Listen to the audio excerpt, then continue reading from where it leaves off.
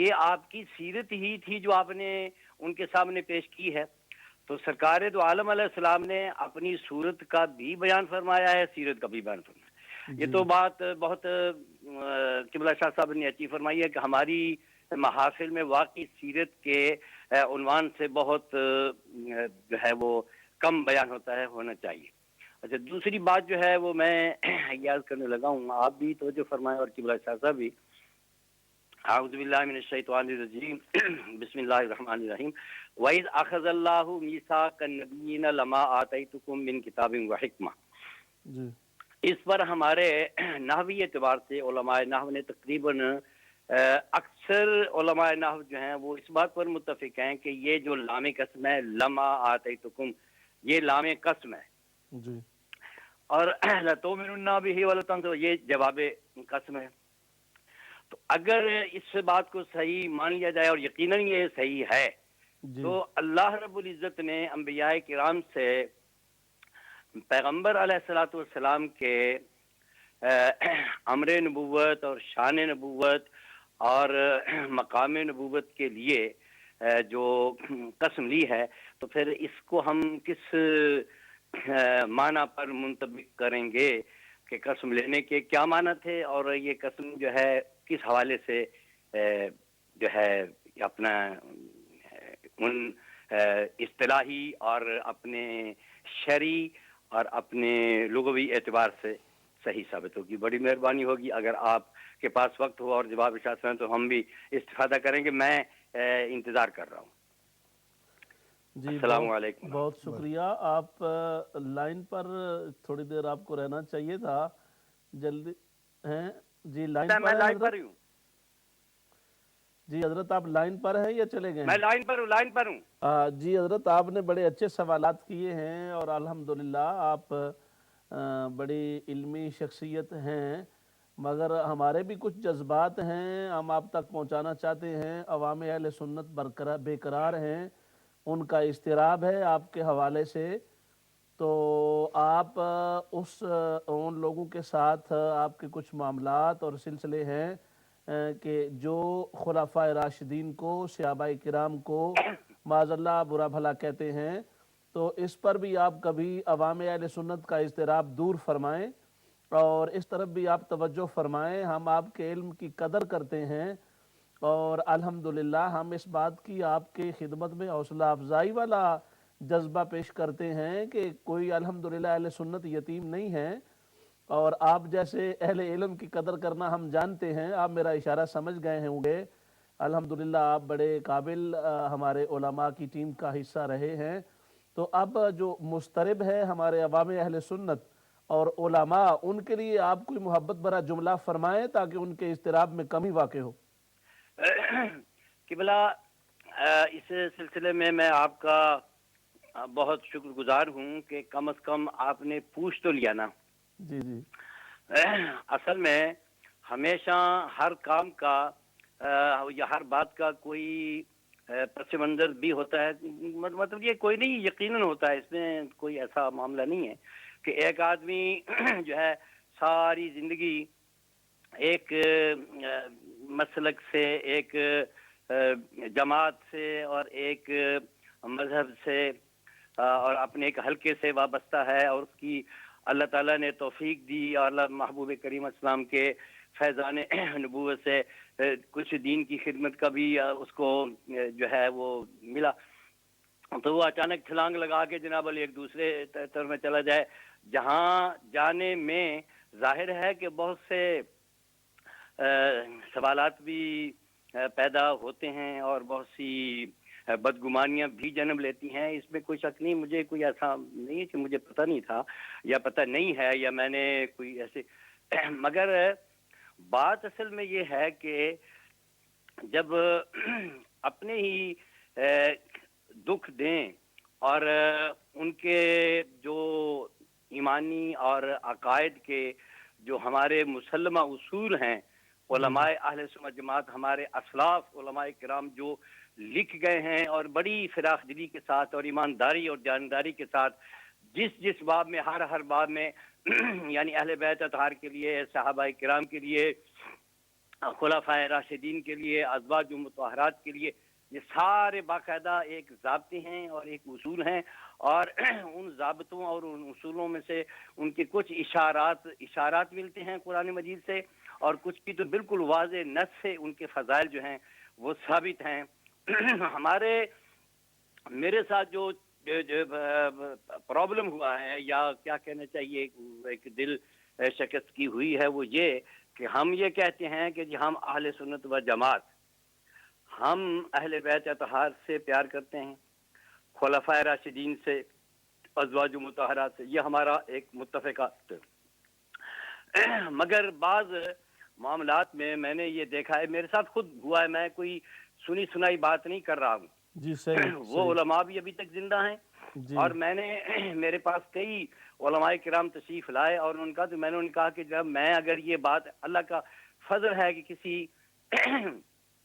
खुलाफाए सलासा में से, अज़वाज मुतहरात में से, मैंने उस टीवी पर भी यही कहा कि भाई मैं तब आऊँगा अगर इन मुकद्दस हस्तियों के बारे में जो मेरे अकीदे का हिस्सा हैं, मेरे असराफ के अकीदे के मुताबिक मेरा अकीदा है, इन पर कोई बात नहीं होनी चाहिए। और बाकी मेरा और आपका जो इश्तराक है वो अहले बैत अतहार के फजाइल पर है, और कोई नहीं। जी जी लेकिन हमारे यहाँ उन उलमाए किराम को भी तो पूछो जिन्होंने मरफू अहादीस को मौजू कहा अहले बैत अतहार की शान में। अब हमारे यहाँ उसूल ये है कि जी कि किसी अदना दर्जे के सहाबी के बारे में भी गुफ्तगू कमज़ोर की जाए तो ये हमारे यहाँ गुस्ताखी शुमार होती है, ये सहाबी की गुस्ताखी है।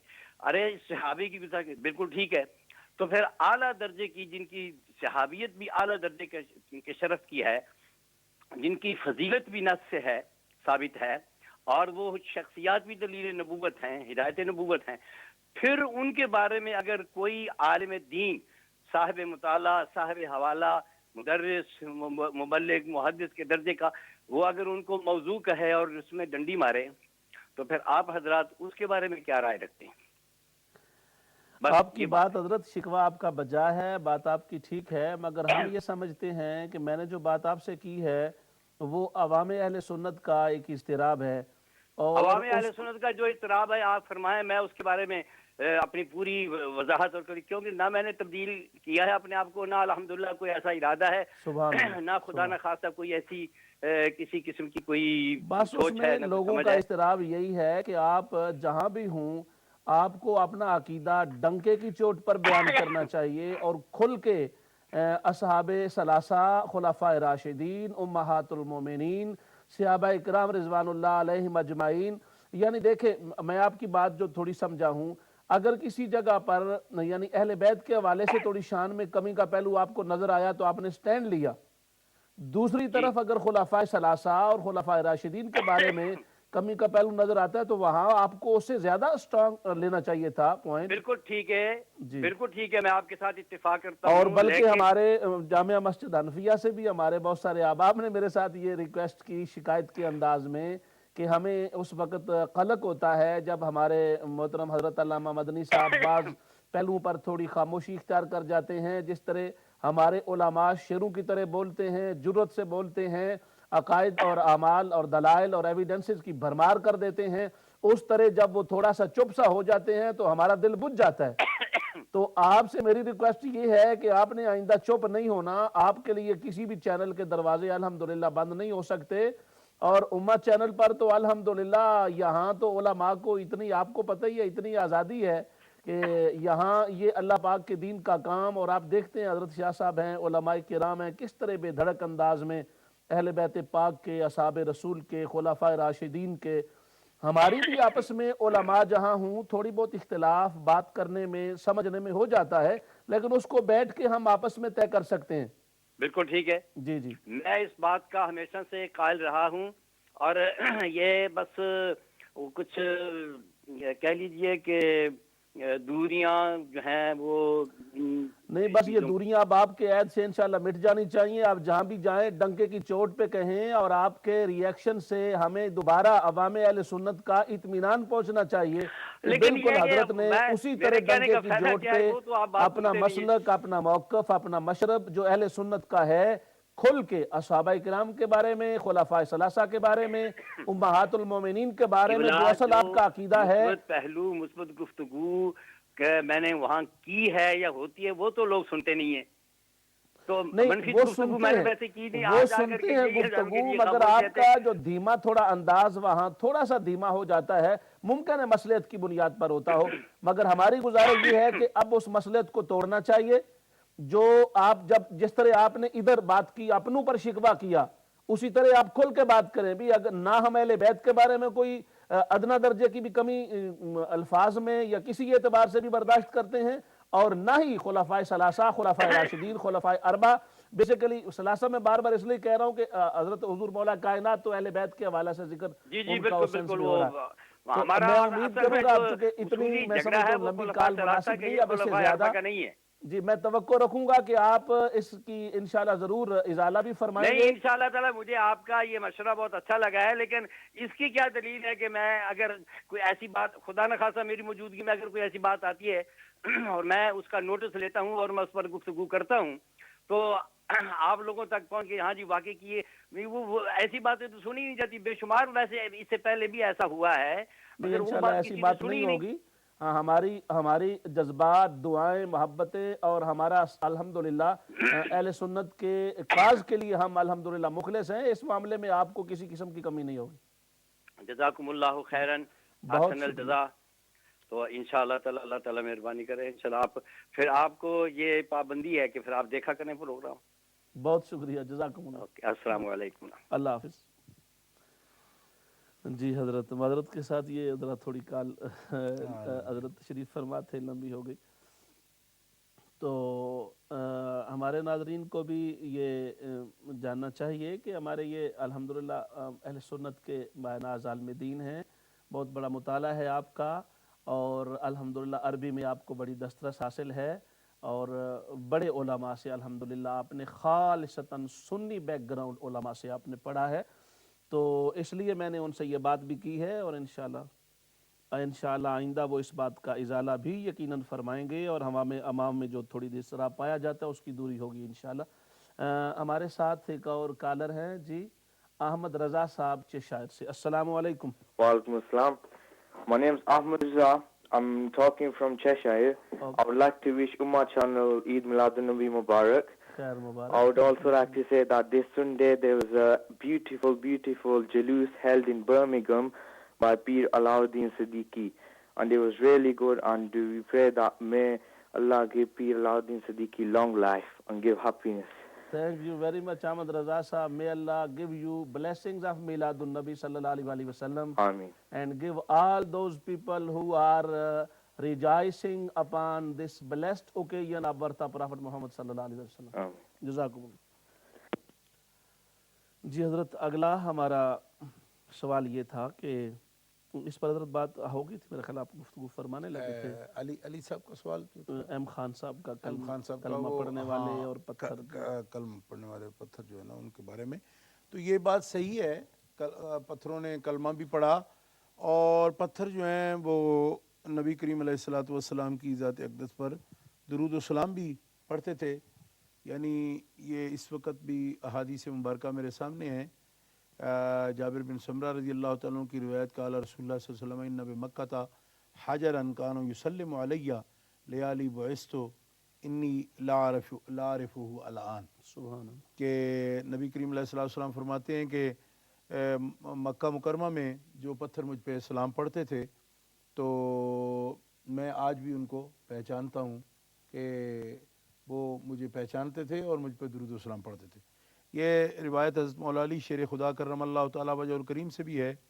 عن علی بن ابی طالب قال كنت مع النبی بمکہ فخرجنا فی بعض نواحیها فما استقبله جبل ولا شجر الا وهو يقول السلام علیکم یا رسول اللہ.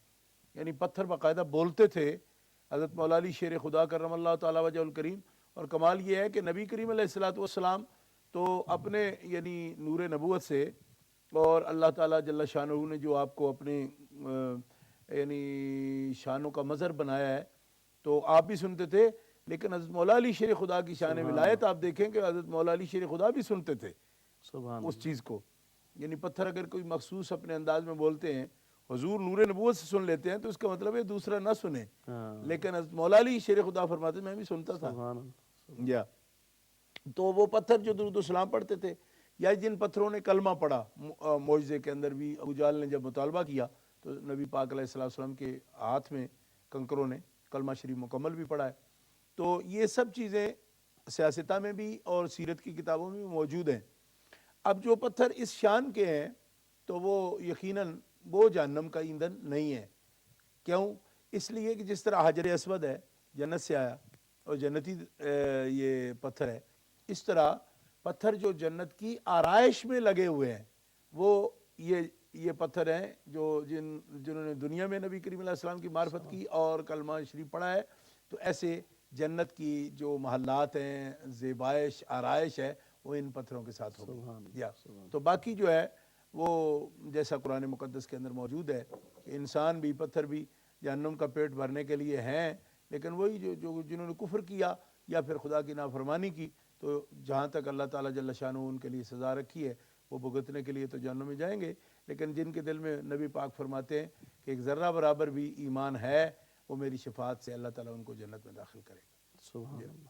تو دخول فی النار سے تو وہ یعنی جو ہے نا بندے وہی بچیں گے جو ایمان اور عمل میں کامل ہیں کہ وہ داخل ہی نہ ہوں.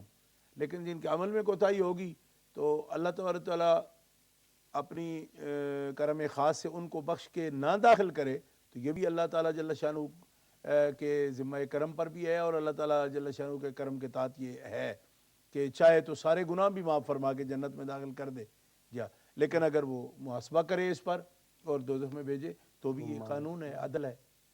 جزاکم اللہ. ہمارے ساتھ ہمارے بڑے پرانے محب گرامی امہ چینل سے بڑی محبت فرمانے والے ہیں اور ہمارے حضرت علامہ پیر سید فاروق شاہ صاحب دامت برکاتہم القدسیہ کے دست راست. آپ بات پوری آپ صاحب ہونے دیتے تو آپ فقیر ہو جاتے. دست راست ہیں اور بڑی پیاری سنگت سے تعلق ہے جناب حافظ عبد الرحمن سلطانی صاحب. السلام علیکم. وعلیکم السلام ورحمۃ اللہ تعالی وبرکاتہ. حضور قبلہ شاہ صاحب کی خدمت میں اور جناب حضرت علامہ پیر صابری صاحب آپ کی خدمت میں بھی بہت بہت سلام عرض ہے. وعلیکم السلام ورحمۃ اللہ وبرکاتہ. جی حضرت. سب سے پہلی گزارش یہ ہے کہ محمد امین مدنی صاحب جو تھوڑی دیر پہلے تشریف لائے، ان کے سامنے بے شمار بار صحابہ کرام اور ازواج مطہرات خصوصاً سیدنا حضرت امیر معاویہ رضی اللہ تعالی عنہ کے بارے میں بکواسات ہوتی رہی ہیں اور یہ خاموشی سے بیٹھے رہتے ہیں. کبھی ان کی جرت نہیں ہوئی کہ یہ بڑے پیارے انداز سے بھی جواب دے سکیں. یہ بالکل سراسر جھوٹ بولتے ہیں. تھوڑا سا نرم رکھنا، تھوڑا سا نرم رکھنا. میں نے ابھی سٹیچنگ کی ہے اور رفو گری کی ہے تو تھوڑا سا اس کا خیال رکھے. آپ بات کریں مگر تھوڑا سا ہاتھ نرم میں آپ پلیز. سے بھی درخواست کروں گا کہ آپ ان کو اتنا سر پر نہ چڑھائیں. میری دست بستہ آپ سے عرض ہے. انہوں نے کئی بار پہلے بھی اس طرح کی پینترے بدلے ہیں. ظفر اللہ شاہ صاحب کے سامنے انہوں نے بالکل وعدہ فرمایا کہ میں ایسا نہیں کروں گا، انہوں نے پھر ایسا کیا. سیدنا حضرت امیر معاویہ کو رضی اللہ تعالیٰ عنہ کہنے کہ یہ روادار ہرگز نہیں ہیں. اور اس کے علاوہ بھی بہت ساری شکایات ہیں جو میں اس ٹی وی پر اس طرح بیان کرنے سے قاصر اچھی ہوں بات کیونکہ ہے. وہ بہت سخت میں نے الفاظ جو ہیں. آپ جذبات میں نہیں حضرت کہہ فرما رہے ہیں سکتا نا، کہ اور انہی قبلہ شاہ جذبات صاحب کا کی تھوڑے خدمت سے عالیہ میں نرم درخواست ہے لہجے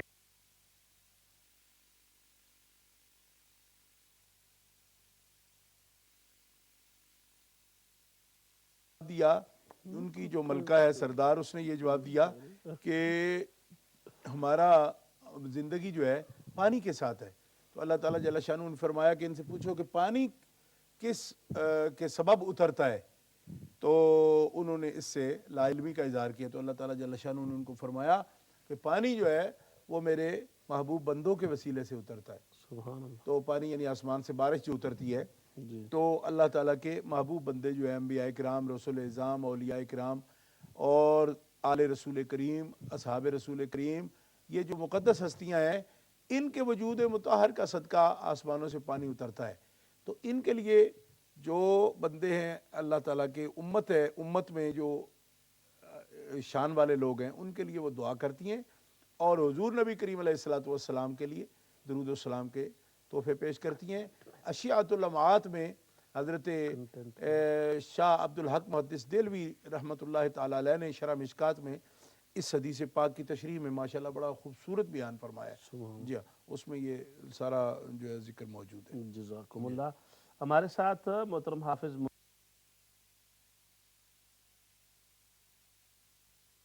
جو بات کی ہے بالکل 100% درست کی ہے، لیکن آپ چونکہ ایسی سٹیج پہ بیٹھے ہوئے ہیں کہ آپ کا لب و لہجہ واقعی ایسے ہی ہونا چاہیے جیسا کہ آپ ظاہر فرما رہے ہیں، لیکن اس شخص سے آپ یہ توقع رکھیں. دیکھیں، ہم نے خود پروگرام اس کے سنے ہیں کہ صحابہ کرام رضوان اللہ علیہ مجمعین کو گالیاں دی جاتی ہیں اور وہ ہم سنیوں کا نمائندہ بن کے بیٹھا ہوا ہے اور اس کے ماتھے پہ پسینہ تک نہیں ہے. پسینہ تو بڑی دور کی بات ہے، ماتھے پہ شکن تک نہیں آتی.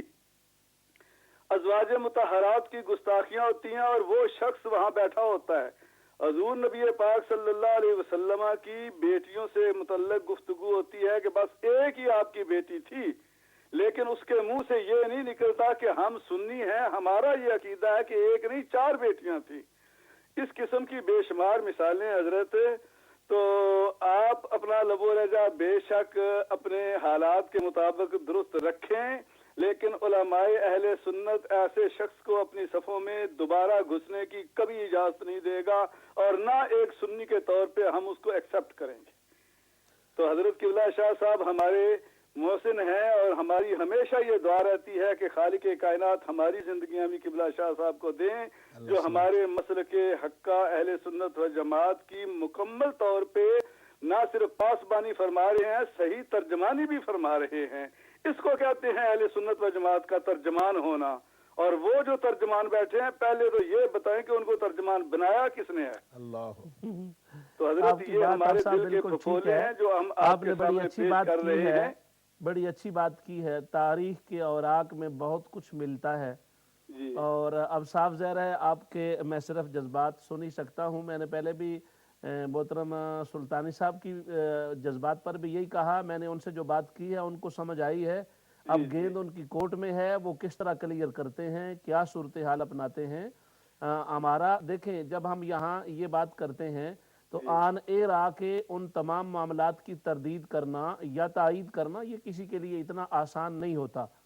تو جب وہ اس کو سامنے تو صرف ان کو اپنے جذبات سے آگاہ کیا ہے کہ ہمارے یہ جذبات ہیں علماء کے، عوام اہل سنت کے آپ کے بارے میں، تو اس پر انہوں نے آگے سے کوئی دلیل نہیں دی ہے. اس بات کو انہوں نے ایڈمٹ کیا ہے اور ساتھ یہ بھی کہا ہے. میں نے تو جو بات سمجھی ہے کہ وہ اس کا آن ایئر بغاؤں گے دہل اس بات کا اقرار کریں گے جو علماء اہل سنت کا اور عوام اہل سنت کا اور اسلاف اہل سنت کا جو موقف ہے.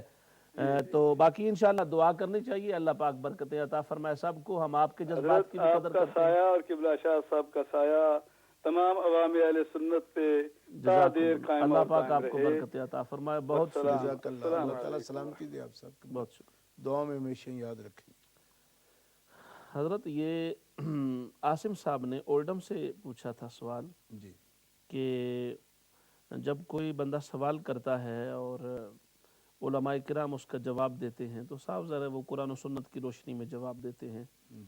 تو اگر کوئی بندہ یہ کہے کہ میں فلاں پیر صاحب کے جواب سے یا فلاں علامہ صاحب کے جواب سے مطمئن نہیں ہوں تو اس کے بارے میں آپ کیا فرمانا چاہیں گے؟ کیا کسی کو یہ حق پہنچتا ہے وہ ایسے کہے، یا اگر مزید اس کو تسلی کی ضرورت ہے تو اس کو کیا انداز اختیار کرنا چاہیے؟ جی بسم اللہ الرحمن الرحیم. سوال جو انہوں نے کیا ہے وہ بڑا اہم ہے، لیکن اس کا تعلق ہے آداب سے. آداب سے اس بات کا تعلق ہے کہ ان کا یہ کہنا کہ میں مطمئن نہیں ہوا، اس کا مطلب اگر وہ یہ لیں کہ میں مکمل طور پر ان کا نقطہ نظر نہیں سمجھا، یعنی کہ مطمئن نہ ہونے کا مطلب یہ ہے کہ میں سمجھا نہیں اس نقطہ نظر کو. اس طرح کوئی طالب علم اگر اپنے استاد سے بھی کہتا ہے کہ مزید اس کی وضاحت کی ضرورت ہے تو اس میں کوئی حرج نہیں ہے. کیوں کہ ممکن ہے ایک دفعہ میں سمجھ نہ آئے، 2 دفعہ میں نہ آئے، 3 دفعہ میں نہ آئے، یا ایک شخص کا جو سمجھانے کا طریقہ ہے اس میں بھی کوئی کمی ہو سکتی ہے. لہٰذا یہ ہمارے پیارے آقا صلی اللہ تعالی وسلم کی سنت بھی ہے کہ کہ آپ بھی ایک ایک جملے کو 3 مرتبہ دہراتے اور ٹھہر ٹھہر کے کہتے تھے تاکہ صحابہ کرام رضوان اللہ علیہ مجمعین کو سمجھنے میں، چونکہ سننے والے جو سامعین ہوتے ہیں وہ سب ایک ذہن کے نہیں ہوتے، کوئی بہت ذکی ہوتے ہیں، ذہین ہوتے ہیں، کوئی اوسط درجے کے ہوتے ہیں، کوئی تھوڑے سے کم درجے کے ذہین ہوتے ہیں۔ تو ان 3 درجات میں نبی کریم علیہ السلام کا جو انداز تھا تبلیغ کا اور تعلیم کا، وہ یہ تھا کہ آپ ایک تو جملے کو ٹھہر ٹھہر کے بولتے تھے، اور پھر کئی دفعہ آپ ریپیٹ کرتے تھے، جملہ 3 دفعہ ریپیٹ کرتے تھے، یعنی نبی کریم صلی اللہ علیہ وسلم خود ہی بیان فرماتے ہوئے اس بات کو سمجھ جاتے تھے کہ یہ جو سمجھنا ذرا جو تھوڑا کم ذہین ہے ان کے لیے مشکل ہو جائے گا، تو رسول اللہ صلی اللہ علیہ وسلم ان کی رعایت فرماتے ہوئے خود ہی ریپیٹ فرماتے۔ اور پھر قرآن نے یہ بھی سکھایا کہ اگر آپ کو سمجھ نہ آئے تو رائے نہ تو نہ کہو، وہ ایک اور انداز سے بات ہو رہی تھی، لیکن انظر نہ کہہ کے تم جملہ تاکید ریپیٹ کرا سکتے ہو، یہ گزارش کر سکتے ہو آداب کے ساتھ۔ تو یہ قرآن پاک کی آیت بھی احادیث سے ہمیں معلوم ہوتا ہے کہ ایسا کچھ نہیں ہے کہ اگر کوئی شخص ایسا کہتا ہے کہ مجھے سمجھ نہیں آئی تو کوئی حرج نہیں۔ البتہ یہ کہنا کہ میں مطمئن نہیں ہوا، یہ تھوڑا سا آداب سے الگ بات ہے۔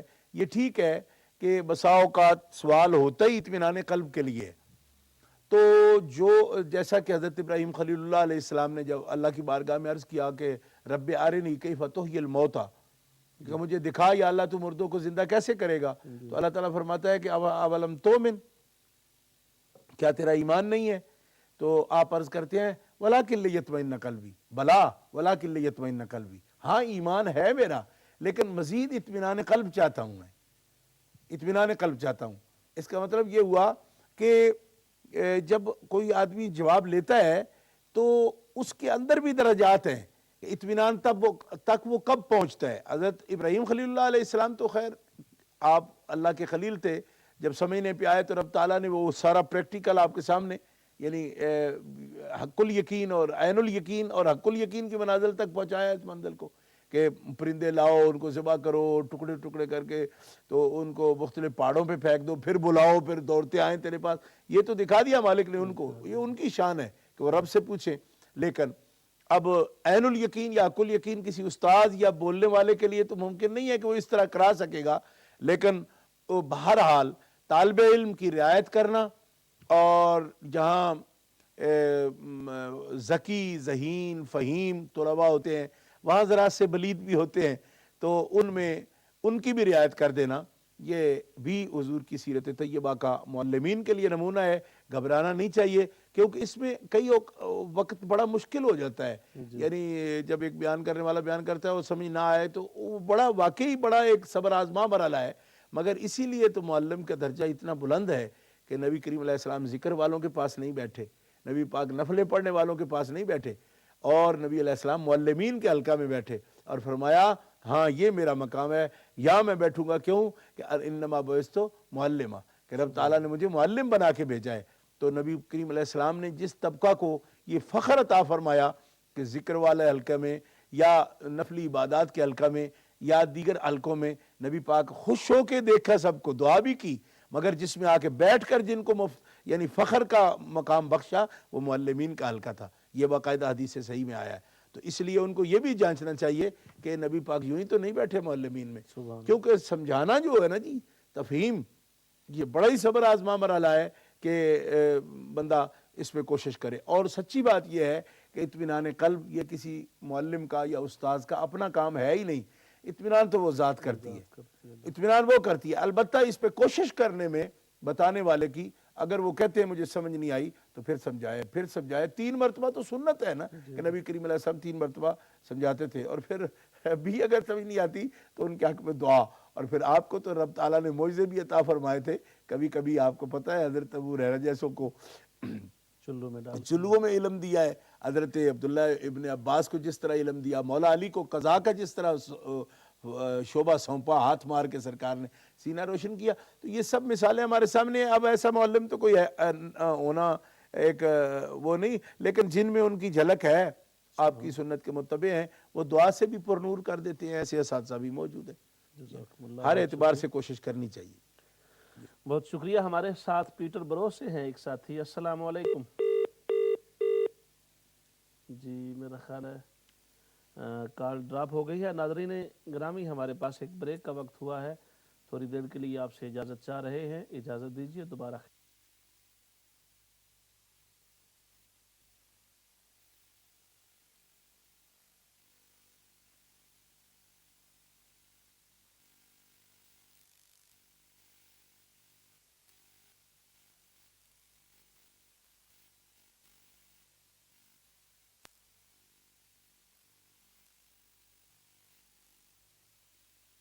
اسٹل اس سے بندہ فائدہ حاصل کر رہا ہو اور ساتھ شرمندہ بھی ہو, نادم بھی ہو, معافی بھی مانگ رہا ہو, تو اس پر آپ کیا فرمائیں گے؟ اس کا شرعی حیثیت کیا ہوگی؟ بسم اللہ الرحمن الرحیم. غلط ذرائع کے ساتھ جو کام کسی نے کروا لیا ہے اور اس کے فوائد یا ثمرات وہ حاصل کر رہا ہے اور نادم بھی ہے, اس بارے میں طریقہ یہی ہے, نادم ہونا اور شرمندہ ہو کر جو ہے نا رجوع کرنا اللہ تعالیٰ جل شانہ کی طرف اس کے ڈر سے, یہ ایک بڑا اچھا جذبہ ہے. لیکن طریقہ یہ ہے کہ جو کام اس طرح کروایا جائے, ظاہر ہے وہ کسی اور کا حق اس میں مارا جاتا ہے, مستحق کا. یعنی جو کام رشوت سے ہوا تو ظاہر ہے یہ کہ جن کا رشوت کے بغیر ہونا تھا حقدار وہ تھے نا, میرٹ کی بنیاد پر اگر ہوتا تو یہ تو کسی کا حق مارا گیا, پھر تو رشوت کے ذریعے حاصل. یہ حق اللہ, حقوق اللہ میں بھی بات آتی ہے, حقوق العباد میں بھی آتی ہے, اور ایسی بات میں یہ ضرور دیکھنا چاہیے کہ تلافی کرنی چاہیے جہاں تک ممکن ہو. پہلے جس کا نقصان ہوا ہے اس کی تلافی ہونی چاہیے, اور پھر اگر کوئی حرام ذریعہ ایسا مستقلاً جو بن گیا ہے تو اس ذریعے کو بھی, یعنی کہ حرام ذریعہ جو ہے نا اس کی نحوست جو ہے وہ بھی یقیناً موجود رہتی ہے, بے برکتی بھی ہوتی ہے. تو اس نادم ہونے کا مطلب یہی ہے کہ اس منبع کو جو کسی حرام سبب سے شروع ہے اس بھی استفادہ نہیں کرنا چاہیے اس بندے کو, اور اس کا بھی علاج کرنا چاہیے, جو اس کا مافاتہ ہے اس کا جبر کرنا چاہیے. صاحبزادہ طاہر چشتی صاحب نے ٹیلی فورٹ سے یہ سوال پوچھا جی کہ یو کے اندر جب نماز جنازہ پڑھ لی جاتی ہے جی تو پھر کچھ لوگ جب باڈی کو پاکستان میں لے کے جاتے ہیں تو اگر ولی شامل نہ بھی ہو, یعنی ولی نے یہاں نماز جنازہ پڑھ بھی لی ہو, تو پھر بھی تکرار جنازہ کرتے ہیں نماز کی. جی جی اس پر آپ کیا فرمائیں گے؟ احناف کے نزدیک جنازہ جو ہے فرض کفایہ ہے, اور اس میں دوسرا جنازہ جب پڑھتے ہیں تو اس کا کیا حکم ہوگا؟ فرض کفایہ تو ادا ہو گیا, تو نفل تو ہوتا نہیں ہے. اس لیے تکرار جو ہے نماز جنازہ کی یہ احناف کے فتویٰ کے مطابق جائز نہیں ہے. اچھا, لیکن ایسا ہوتا ہے کہ ملکوں کی وجہ سے یہاں سے لوگ باڈیاں پاکستان لے جاتے ہیں, اس صورت میں وہاں بغیر جنازے کے دفن کرنا, مقامی لوگ جو ہوتے ہیں کئی دفعہ وہ بہت بڑے بڑے اجتماعات ہو جاتے ہیں جیسے حیثیت لوگوں کی ہوتی ہے, تو لوگ جتنے رشتہ دار یہ تعاون, اس صورت میں یقیناً ایسا ولی اقرب جو ہے میت کا, اس کو پہلی نماز جنازے میں اگر شامل نہیں تو اس ہیلے سے وہ دوسری جماعت کرا سکتے ہیں. لیکن اگر اولیاء جو اقرب ہیں وہ سارے جو اس کے سلطان ہیں, والی ہیں اس میت کے, وہ اگر جنازہ پڑھ چکے ہیں تو اس صورت میں ہاں اگر وہاں کا حاکم جنازے میں آ جائے تو اس کا بھی حق قریبی ہے, وہ پڑھوا سکتا ہے وہ جنازہ. اسی طرح اولیاء اقرب جو ہیں, مثلا بیٹے دو ہیں تو ایک نے پڑھ لیا ہے, دوسرا جو ہے وہ رہ گیا ہے, تو ہیلہ ہے اس طرح تکرار سے پڑھنے کا. لیکن اگر ایسا نہیں, سارے پہلے پڑھ چکے ہیں تو پھر تکرار کا کوئی جواز نہیں, کیونکہ فرض کفایہ ہے, ادا ہو گیا. اب نفل تو ہے نہیں کہ دوبارہ اس کو پڑھا جائے. اس لیے اگر بہت مجبوری ہو تو پھر یہ کرنا چاہیے کہ جو اس کے اولیاء ہیں, اگر متعدد ہے, مثال بیٹے ہیں تو ایک نے پڑھا ہے ایک نے نہیں پڑھا, جسے نہیں پڑھا وہ اپنے حق سے پڑھوا سکتا ہے. جی جزاکم اللہ, بہت شکریہ حضرت. دوسرا سوال ان کا یہ تھا کہ میت فوت ہونے سے لے کر دفنانے تک میت کی کیفیت کیا ہوتی ہے؟ اس وقت میت کے بارے میں چونکہ جو اس کے احوال جاننے والے ہیں اللہ تعالیٰ کی طرف سے دیے ہوئے علم سے, ہمارے آقا جناب محمد رسول اللہ صلی اللہ علیہ وسلم, آپ کے جو آپ نے کلمات طیبات ارشاد فرمائے وہ یہ ہیں کہ جب تک نماز جنازہ نہیں پڑھی جاتی, میت رکھی ہوتی ہے, تو دو حال سے میت خالی نہیں, یا تو صالح ہے, مومن ہے, صالح ہے. اگر مومن صالح ہے تو پھر یہ کہتا ہے قدمونی قدمونی, یعنی فوراً انتظار میں ہوتا ہے جلدی مجھے قبر کے حوالے کر دیا جائے. اور اگر وہ غیر صالح ہے یعنی معاذ اللہ فاسق فاجر تھا، اس سے کچھ بد عمل ہوئے ہیں، تو اس صورت میں یا ویل این تذہبون، کہ ہائے افسوس مجھے کہاں لیے جاتے ہو، یعنی وہ قبر سے بھاگنے والی بات اس کی احساسات ہوتے ہیں۔ اور جو صالح ہے تو اس کو تو چونکہ یہ ایک منزل ایسی نظر آتی ہے کہ میرے لیے رحمت کا مقام ہے اور قرب ربانی کا یا سرکار کی زیارت کا، اللہ کی رحمتوں کا، جیسے کہ کھڑکیاں کھل جاتی ہیں جنت میں، یہ حدیث موجود ہیں کہ جنت کی کھڑکیاں قبر میں کھولی جاتی ہیں اور نم کا نومت العروس کہا جاتا ہے۔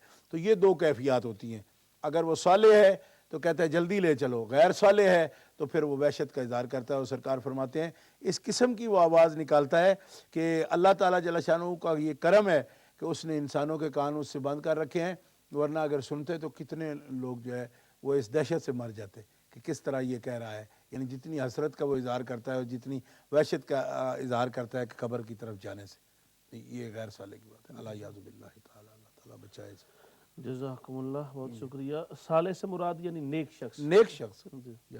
صالح سے مطلب نام نہیں کہ کسی کا نام محمد صالح ہو، یعنی جس کے نیک اعمال، مومن بھی ہے اور مومن کے بعد یہ ہے کہ عمل صالح، کیونکہ حدیث کے لفظ ہیں ان کا صالحہ، یہ لفظ ہیں، تو اس لیے میں یہ اور صاف ظاہر صالح کے لیے تو ایمان کا ہونا ضروری ہے نا، ایمان صالح ہوتا ہوگا ہی تو اس کے عمل صالح ہوگا، ورنہ اس کا عمل صالح ہے ہی نہیں۔ یہ بات ہی مومن کی ہے، ظاہر ہے کافر کے لیے اعمال کی بات ہی نہیں ہوتی، کیونکہ وہ تو عمل اچھے بھی کرے تو اس کے مقبول ہی نہیں ہے۔ بہت شکریہ۔ الذین ضل سعیہم فی الحیاۃ یحسبون انہم یحسنون صنعا اولئک الذین کفروا بآیات ربہم ولقائہ فحبطت اعمالہم فلا نقیم لہم یوم القیامۃ وزنا، یعنی یہ جو 16ویں پارے میں چوتھے رکوع میں آتا ہے، اس میں یہی ہے، کافر کے اعمال کا مطلب ہی کوئی نہیں۔ جی ہاں، صحیح بات۔ واجد صاحب نے حضرت بریڈ فورڈ سے سوال کیا تھا، یہ سوال آپ کو مجھ سے زیادہ سمجھ میں آیا تھا، میں آپ کے چہرے کے تاثرات دیکھ رہا تھا، وہ جو ذرا زبان ان کی پوری سمودھ نہیں چل رہی تھی، کہ وہ کہہ رہے تھے میری وائف 2 ماہ سے گئی ہیں، تو اس پر آپ ذرا۔ اصل میں یہ بالکل ان کا نا پرسنل قسم کا معاملہ ہے، تو انہوں نے اس کو ایک شرعی سوال سے زیادہ جو ہے نا وہ اپنے ذاتی احوال جو ہے نا اس کی کیفیت بیان کی ہے۔ تو ہماری بیٹی بہن اگر سن رہی ہیں جو ان کی اہلیہ ہیں، تو یا ان کے سسرال والے سنیں، تو پھر ہمارا ان کو یہ مشورہ ہے کہ جب بیٹیاں دی جاتی ہیں، داماد بن جاتا ہے، تو بیوی کے جو آنا جانا، اس کا گھر میں ٹھہرنا یا مطلب ماں باپ کے گھر میں رہنا، اس میں اللہ تعالیٰ جل شانہ نے مرد کی بات کو فوقیت دی ہے کہ وہ اس سے پروگرام ضرور جو ہے نا وہ مشورہ بھی لے اور اجازت بھی لے۔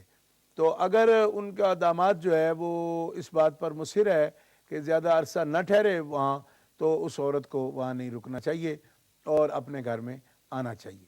یہی شرعی مسئلہ بھی ہے کہ جب تک ضرورت ہو، جانا ہو، تو اپنے شوہر سے اجازت لے لے، اور اگر وہ اس بات پر مصر ہے، بیچارہ 2 ماہ کہتا ہے ہو گئے ہیں، تو وہ بیٹی اگر سن رہی ہے، ہماری دینی بہن ہے وہ، تو اس کو بھی اپنے گھر میں آنا چاہیے، اور اگر اس کی اجازت کے بغیر وہ زیادہ دیر وہاں رکتی ہے تو یہ اس کے لیے جائز نہیں ہے۔ اچھا حضرت، اس میں کوئی رخصتی کا بھی تعلق ہوتا ہے؟ اگر نکاح ہو جائے، رخصتی کے بغیر اگر بچہ بچی آپس میں تعلق قائم کر لیں، تو اس پر کوئی شرعی طور نہیں، رخصتی کا مسئلہ ایسا ہے کہ نکاح جب پوری طرح شرعی حوالے سے ہو گیا، مجلس نکاح میں گواہوں کی موجودگی میں، تو رخصتی جو ہے نا وہ ہمارا ایک اپنا یعنی ایک ٹریڈیشن ہے، یا یوں سمجھیں کہ ہمارا ایک سماج کا تمدن کا یہ اصول ہے۔ شرعاً اس پر وہ اس کا جس کا نکاح شرعی منعقد ہو گیا، وہ اس کے لیے شوہر ہے، وہ اس کی بیوی ہے۔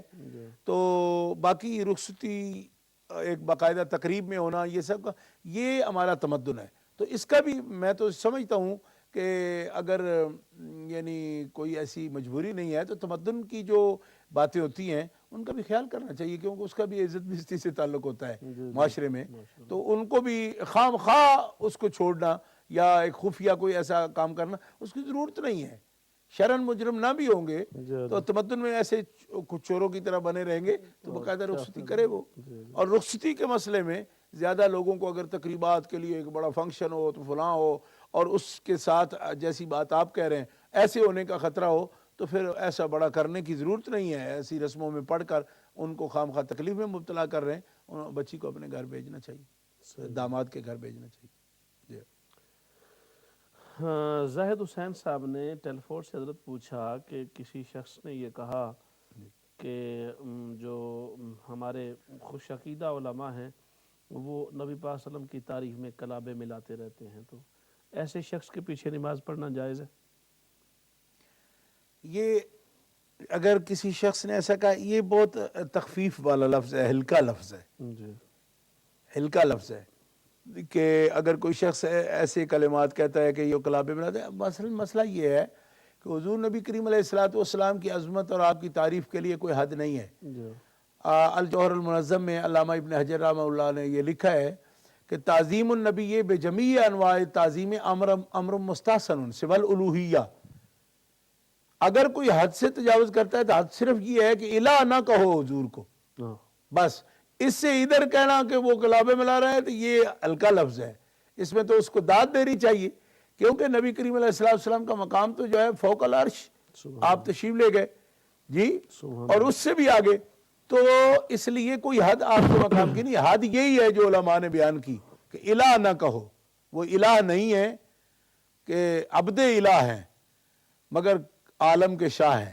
جیسے کہ اعلیٰ حضرت رحمۃ اللہ علیہ سرکار نے بڑی پیاری یہ گفتگو، حق یہ کہ ہیں عبد الہ، اور پھر باقی ماں سے واقع وہ شاہ ہیں، مطلب اس کے تاجدار ہیں، اس لیے آپ کی شان اقدس کے لائق کلمات بولنے چاہیے، اور کہنے والا اگر کلمہ گو ہے جیسے تو اس کو تو بہت سنبھل ادب گاہی زیر آسماں از عرش نازک تر نفس گم کرتا می آیت جنید و بایزیدی جا، یہ بڑا خاص مقام ہے، اس لیے لفظوں کو بڑے کنٹرول کے ساتھ اور جچے تلے انداز میں ایک مومن کو کہنا چاہیے۔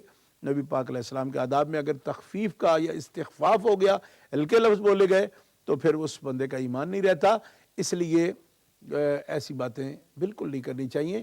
آپ کی شان، آپ کی قدر، آپ کی منزلت میں تو بڑھ چڑھ کے کوشش سے بولنا چاہیے، سورت پاک بھی اور سیرت طیبہ کے بیان کے لیے۔ جی صحیح بات ہے حضرت۔ اس میں جو ایک سسٹر نے سوال کیا ہے لندن سے، جی اس نے یہ پوچھا کہ ایک لڑکا ہے اور اس کے ساتھ ایک لڑکی نے حجاب میں نکاح کیا، لڑکی پردے میں ہے اور اس نے ایک دوسرے نے ایجاب و قبول کر لیا، تو انہوں نے کہا کہ بارے شریعت میں لکھا ہے کہ یہ نکاح ہو گیا، جبکہ انہوں نے اور بھی ایک جگہ پہ سوال یہ پوچھا ہماری بہن نے، تو فتاوی رضویہ میں یہ شرط ہے کہ تمییز ضروری ہے، پہچان ہو کہ وہ بچی کون ہے، وہ گواہوں کے لیے بھی ضروری ہے، نکاح پڑھنے والے کے لیے بھی ضروری ہے، اور ان کا بارے شریعت کی نگاہ میں حوالہ یہ ہے کہ بچی پردے میں بھی اگر کہہ دے تو نکاح ہو گیا۔ اس پر آپ کیا فرمائیں گے؟ جی مسئلہ یہ ہے جناب کہ گواہ کا مطلب یہی ہے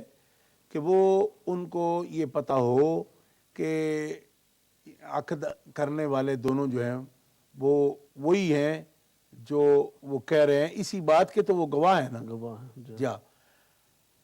اب یہ ہے کہ جہاں تک مجلس نکاح کا تعلق ہے، اس کے اندر ایک بات بہت ضروری ہوتی ہے، وہ بات ہے اشاعت، شائع کرنا، مشتہر کرنا اس بات کو کہ ان کے درمیان عقد نکاح ہو گیا۔ تبھی تو دیکھیں نا کہ نکارہ وغیرہ بجانا یا نوبت بجانا یا کوئی اعلان میں کوئی گولا چھوڑ دینا یا آواز دینا، حالانکہ یہ باتیں شریعت میں پسندیدہ نہیں ہیں، مگر یہ موقع ہے جس پر اعلان کرنا اور اس کو مشتہر کرنا یہ جائز ہے۔ کیوں؟ اس واسطے کہ عقد نکاح کا مطلب ہی یہ ہوتا ہے کہ آج شرع نے ان دونوں کو ایک تعلق میں جوڑ دیا، تو یہ بات چھپانے کی تو ہے نہیں، یہ اعلان ہی تو مقصد ہے۔ تو وہ مقصد جو لوگ فوت کر دیتے ہیں یا چھپانا چاہتے ہیں، وہ نکاح کی روح سے واقف ہی نہیں ہے۔ اس خبر کے تو شائع کرنے کو پسند کیا گیا، یعنی ڈھول بجا دینا، نکارہ بجا دینا عام حالت میں جائز ہی نہیں ہے، اس وقت ہی تو گولے چھوڑنا یہ جائز ہے۔ کیوں؟ اس واسطے کہ یہ مشتہر ہو جائے پوری آبادی میں کہ فلاں کہ گھر مثلا اس کی بیٹی ہے تو اس کا نکاح یا فلاں کی بہن کا نکاح جو ہے نا وہ ہو چکا۔ اس کے اشتہار کا مطلب ہی یہ ہے کہ وہ ان کے عقد جو جائز ہوا اس کو مشتہر کر دیے۔ اب اس اشتہار کو روکا جائے پھر چھپ کر پھر خفیہ، تو وہ جو روح ہے نکاح کی وہ اس سے ختم ہو جاتی ہے، پھر لوگوں کو بات کرنے کا موقع بن جاتا ہے خفیہ کی طرف جانے سے۔ یہ بات ہے۔ ایک ہے انعقاد نکاح، ایک ہے اس کا آداب کے ساتھ ہونا، ٹھیک ہے. جہاں یہ لکھا ہے اس میں یہ ہوتا ہے کہ انعقاد نکاح کیا ایسا ہو جاتا ہے تو دو گواہ اگر موجود ہیں اور ایجاب قبول ہوا تو نکاح کا انعقاد ہو جاتا ہے. اس سے یہ جہاں لکھا ہے وہاں بھی انعقاد ہے. اچھا دو گواہوں کی موجودگی میں دو گواہ بھی نہیں ہے تو پھر وہ انعقاد نکاح نہیں بنتا. گواہ تو لازم ہے نا کیونکہ مجلس ہی نہیں بنے گی جب وہ موجود نہیں ہے. تو مجلس نکاح ہو پھر پہچان ہو. یہی مسئلہ تمام فقہ کی کتابوں میں لکھا ہے اور اسی لیے مجلس نکاح کی ایک فضیلت بھی ہے. نہیں تو اس میں حضرت پھر کیا فرق ہوگا؟ وہ کوئی عبارت میں غلطی ہے یا کیا ہے کہ بار شریعت میں انہوں نے جو لکھا میں نے ویسے اس کی طرف وہ ان کا کنفیوژن یہ ہے کہ بار شریعت میں لکھا ہے کہ لڑکی اگر حجاب میں بھی ہے تو اس کا نکاح ہو جائے گا. فتاوی رضویہ میں لکھا ہے اعلیٰ حضرت نے رحمہ اللہ علیہ نے لکھا ہے کہ تمییز گواہوں کے لیے بھی تمییز ضروری ہے. اصل میں بات یہ ہے بھائی صاحب کہ دیکھیں نا علامہ خورشید عالم صاحب کہ بعض اوقات جو گواہ ہیں وہ رشتہ دار نہیں ہیں, نہیں ہوتے, محرم بھی نہیں ہوتے, تو حجاب میں لڑکی رہ سکتی ہے. لیکن حجاب میں بھی یہ پہچان ممکن ہے. حجاب میں بھی پہچان ضروری ہوگی. پہچان تو پھر بھی ممکن ہے کہ مثال کے طور پر اس کے والد موجود ہیں, ٹھیک ہے, دو گواہوں میں سے ایک گواہ مثلا اس کے محرم لوگوں میں سے ہے, وہ اس کو بتا رہا ہے, ٹھیک ہے, یا اور قرائن شواہد بھی تو وہاں موجود ہوتے ہیں نا کس اعتماد کے ساتھ جب بات کی جاتی ہے. تو مشخص ہو جانا اتنا کہ اس نام کی اور کوئی لڑکی, دیکھیں نا بات تو فقہا جو ہے وہ جو الفاظ ہے نکاح کے اس میں یہاں تک بولتے ہیں کہ یہ مسمات فلاں ہے, فلاں کی بیٹی ہے اور اس نام کی اور کوئی لڑکی اس کے پاس نہیں ہے, یہ ایک ہی ہے. یہ ہے تمییز کی بات. تو تمییز کے لیے یہ مسئلہ ضروری ہے. اور اگر وہ اس کے سارے محرم نہیں ہیں تو یہ ضروری تو نہیں ہے کہ وہ سطر کھولے یا مقصد ہے کہ حجاب اپنا جو ہے نا وہ ختم کرے. حجاب سے یہ مطلب ہے, لیکن تمییز حجاب کے ساتھ بھی ہو سکتی ہے. یہ تو نہیں جب تک چہرہ نہ کھولے تو تمییز نہ ہو, ایسی بات نہیں ہے. ظاہر ہے کہ جو گواہ رکھے جاتے ہیں مجلس نکاح میں وہ اتنے قریبی تو ہوتے ہی ہیں, ان کو پتہ ہوتا ہے, آواز سے بھی پہچان سکتے ہیں اجازت سن کے جب لی جاتی ہے یا اس طرح کے معاملات میں. تو یہ ہے تمیز کا بھی مطلب کہ اگر مثلا ان کے سامنے وہ کپڑے سے باہر یا اپنے چہرے کو کھلا نہیں رکھتی, اس کے باوجود ان کو پہچان ہو, جو تمییز ہے تو پھر ہوگا. تمیز ہے. اگر تمییز نہیں ہے تو پھر نہیں ہوگا. تو پھر اس میں تو مطلب جھگڑا ہوگا. اسی سے تو مسائل بعد میں پیدا ہوتے ہیں نا سارے کہ وہ فراڈ ہو سکتا ہے اس سے. اور ایسے جب بھی ہوا ہے کسی نے کیا ہے تو آنے والے حالات میں چونکہ ہم تو پریکٹس کرتے ہیں نا افتاء کی, تو آنے والے حالات میں یقیناً جہاں پہلے اس طرح کے چھپے ہوئے باتیں ہوتی ہیں بعد میں ضرور جھگڑے کھڑے ہوتے ہیں. جی ہاں بالکل صحیح بات. حضرت یہ ایک سوال, جی یہ ایک سوال ہے ہمارے پاس, اتنا ہی وقت ہے اس پر ہی بات ہو سکے گی. ندیم صابر صاحب نے برمنگھم سے پوچھا تھا, ایک تو کہ پوسٹر اور لیفلیٹ جو لوگ بانٹتے ہیں میلاد شریف کے خلاف, ان کے بارے میں آپ کیا فرمائیں گے؟ اور دوسرا جو امام مستقل اپنی انگلیوں کے زور دے کر کھڑا کر کے سجدہ نہ کر سکے اس کے پیچھے نماز ہو جاتی؟ جی بسم اللہ الرحمن الرحیم. پہلی بات کا جواب تو یہ ہے کہ ایک مخصوص گروہ ہے, فرقہ ہے جو میلاد شریف کے خلاف پوسٹر وغیرہ چھاپتا ہے, اس کی تاریخوں پر اعتراض کرتا ہے. تو وہ لوگ جو ہے وہ اصل میں نبی کریم علیہ السلام کی عظمت مبارکہ کے اور آپ کی شان اقدس کے بارے میں دل تنگ رکھتے ہیں, بغض رکھتے ہیں. وہی منافق لوگ جو میں نے پہلے عرض کیا تھا کہ نفاق اعتقادی کے بغیر اس قسم کی بات کوئی نہیں کرتا. تاریخوں کا جھگڑا کرتے ہیں, جس پر میں بارہا یہ بات کہہ چکا ہوں کہ جو سمجھتے ہیں کہ 9 کو سرکار کی ولادت ہوئی ہے وہ 9 کو جلوس نکالا کریں. صحیح کرنا تو انہوں نے ہے کچھ نہیں, وہ صرف شک میں ڈالنا چاہتے ہیں اس قوم کو کہ 12 سے ٹوٹے. میں نے یہ کراچی میں بھی کہا تھا, بڑے علماء کا ایک دفعہ اکٹھ تھا, اس میں لوگوں نے کہا, میں نے کہا آپ کو دلچسپی اس سے کیا ہے, 9 ہو یا 12 آپ نے کرنا تو ہے کچھ نہیں. جب کچھ نہیں کرنا تو الگ بیٹھو, پھر یہ ضرورت کیا ہے حجرے میں بیٹھنے کے لیے 9-12 کا فرق کیا ہے؟ یہ تو ان کو کرنے دو جنہوں نے سیلیبریٹ کرنا ہے, سبحان اللہ, جنہوں نے کوئی اس کے لیے اہتمام کرنا ہے. اور اگر تم نے کچھ کرنا ہے تم 9 کو نکال لو, ہم تمہیں کچھ نہیں کہیں گے. انہوں نے کہا جی کرنا تو ہم نے کچھ نہیں. میں نے کہا پھر چپ کر کے گھر بیٹھو, 9 ہو 12 وہ ہمارا ہے نا, 2 طریقوں کا کرتے ہو, ہم 9 کو بھی نکال لیا کریں گے. پھر تو ویسے ہی مطلب ہے مصیبت. اب تو ہم جون جولائی میں بھی نکال رہے ہیں. اب تو یہاں کے موسم کے مطابق بھی حضرت ایسا ہی ہے نا. ہاں بالکل. اب تو جون اور جولائی میں اچھا موسم ہے تو اب تو اس میں بھی میلاد شریف کی بارش شروع ہو جائیں گی. ہاں بالکل. بہت شکریہ حضرت آپ کا, بہت نوازش, آپ تشریف فرما ہوئے اور آپ کی تشریف آوری سے یقیناً امہ چینل کے ناظرین و ناظرات محظوظ ہوئے ہیں اور آپ کے علم سے استفادہ فرمایا ہے. آپ کی تشریف آوری کا میں بہت شکریہ ادا کرتا ہوں. اللہ تعالیٰ فضل و کرم فرمائے, آپ کی محنت و کاوش کو قبولیت کا شرف عطا فرمائے. اسی کے ساتھ ہی محترم ناظرین و ناظرات آپ کا بھی بہت شکریہ, کنٹرول پینل کے احباب کا, کیمرہ مینز کا, امہ چینل کی پوری ٹیم کا شکریہ جنہوں نے یہ انتہائی معلومات پر مبنی پروگرام محترم ناظرین و ناظرات تک پہنچانے کی سعی اور کاوش کی. اللہ پاک ہم سب کا حامی و ناصر ہو. اسی کے ساتھ ہی پروگرام سے میزبان خورشید عالم کو اجازت دیجیے. اللہ حافظ.